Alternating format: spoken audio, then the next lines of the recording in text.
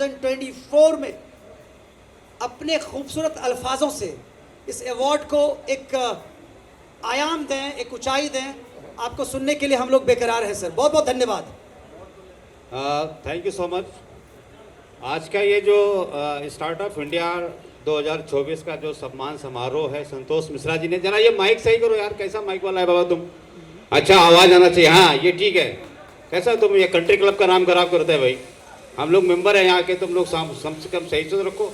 तो ये बहुत ही खूबसूरत ये सम्मान समारोह है। स्टार्टअप इंडिया का मतलब ये है कि प्रधानमंत्री नरेंद्र मोदी जी ने जब से सत्ता संभाली है तब से उन्होंने नई प्रतिभाओं को प्रोत्साहित करने के लिए, देश में आर्थिक उन्नति के लिए ऐसे प्रतिभावान बिजनेसमैन, स्टार्टअप्स को, जो नौजवान जैसे हमारे सामने भाई साहब बैठे हुए हैं, इन्होंने बहुत अच्छा स्टार्टअप किया। मैं आपको बधाई देता हूँ कि भारत सरकार किस तरह से स्टार्टअप, असल में गवर्नमेंट ऑफ इंडिया स्टार्टअप को किस तरह से सीड फंड के माध्यम से, दूसरे अदर फंड्स के माध्यम से स्टार्टअप्स कंपनियों को फंड कर रही है, बहुत इंपॉर्टेंट है। यहाँ पर मैं समझता हूँ मुझे बताना चाहिए, क्योंकि मैं एक अखबार का एडिटर हूँ। मेरा गौ भारत भारती एक बहुत बड़ा स्टार्टअप था।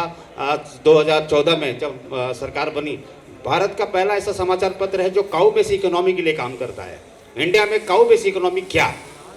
हमारा जो भारतीय परंपरा रही है वो गौधन की परंपरा रही है। पुरातन संस्कृति में गौधन की बात होती थी।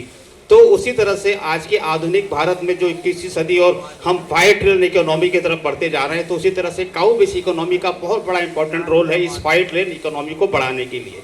काउ बेस इकोनॉमी का मतलब ये कि डेयरी प्रोडक्ट जितने हो गए, आज हर घर में डेयरी प्रोडक्ट जाता है, सब जगह जाता है। तो संतोष मिश्रा को मैं बधाई देता हूं कि उन्होंने स्टार्टअप इंडिया ऐसे लीडर्स को मंच दिया, क्योंकि जब एक व्यक्ति को सम्मान मिलता है, एक उसको ट्रॉफी दी जाती है और गणमान्य अतिथियों के हाथों से उसे मंच प्रदान होता है, तो उसके अंदर एक जोश पैदा होता है, एक जज्बा पैदा होता है कि वो देश के लिए, कंट्री के लिए अपने स्टार्टअप को लेके जाए। इसमें कोई दो राय नहीं है। एक ज़माने में धीरू भाई अंबानी का भी वो स्टार्टअप ही था जो आज विश्व का सबसे बड़ा उद्योगपति रिलायंस इंडस्ट्री खड़ा हुआ। तो हर चीज़ एक स्टार्टअप ही होता है, कब वो एक बड़ा एम्पायर खड़ा हो जाए कोई कह नहीं सकता है। इसीलिए सरकार स्टार्टअप इंडिया के तहत तमाम तरह के फंड्स देती है। यहाँ पे बैठे हुए जो लोग हैं उनको पता भी होगा, अलग अलग तरीके से उनको सम्मानित करती है। तो मैं संतोष मिश्रा जी को बहुत बधाई देता हूँ कि स्टार्टअप इंडिया लीडरशिप अवार्ड के लिए लोगों को बुलाया और उनको सम्मानित किया, उनको हौसला अफजाई किया। ये बहुत बड़ी बात है, ये होना चाहिए। तो जैसा मैं कह रहा था कि स्टार्टअप इंडिया जो है ये भारत सरकार की एक महत्वपूर्ण और भावी परियोजना है, जिसका परिणाम ये हुआ है कि हिंदुस्तान के अंदर सैकड़ों करोड़पति और अरबपति बनते जा रहे हैं। एक ज़माना था तब एक हाथों पे, उंगलियों पे कॉर्पोरेट घरों को लोग गिनते थे।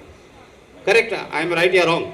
एक टाइम था जब, आज नए नए कॉर्पोरेट पैदा हो रहे हैं। सॉफ्टवेयर इंडस्ट्री ले लो, तमाम तरह की इंडस्ट्रियों का उदय हो रहा है, तमाम तरह के लोग काम कर रहे हैं, उसको लेकर के आ रहे हैं। तो ये बहुत खुशी की बात है। यहाँ पे मेहमानों का सिलसिला है, तो और मुझे उन्होंने बुलाया, मुझे यहाँ पर उन्होंने बोलने का मौका दिया। बहुत बहुत धन्यवाद, बहुत बहुत शुक्रिया। कमाल सर, कमाल, क्या बात है, क्या अंदाज आपने पेश किया, दिल खुश हो गया। दिल से धन्यवाद है। हमारे बीच में कई और मेहमान जुड़ गई हैं, उनका भी हम इस्तकबाल करते हैं। जी हाँ बिल्कुल, संतोष जी कुछ कह रहे हैं। अरे दीप्ति जी को कौन नहीं जानता भाई, क्या बात है दीप्ति जी, आप हमारे बीच में हैं, दिल बाग बाग हो रहा है। दीप्ति साधवानी मैम हमारे बीच में, please come on the stage ma'am, आपको लोग देखना चाहते हैं यहाँ, प्लीज मैम। क्या मतलब ब्लैक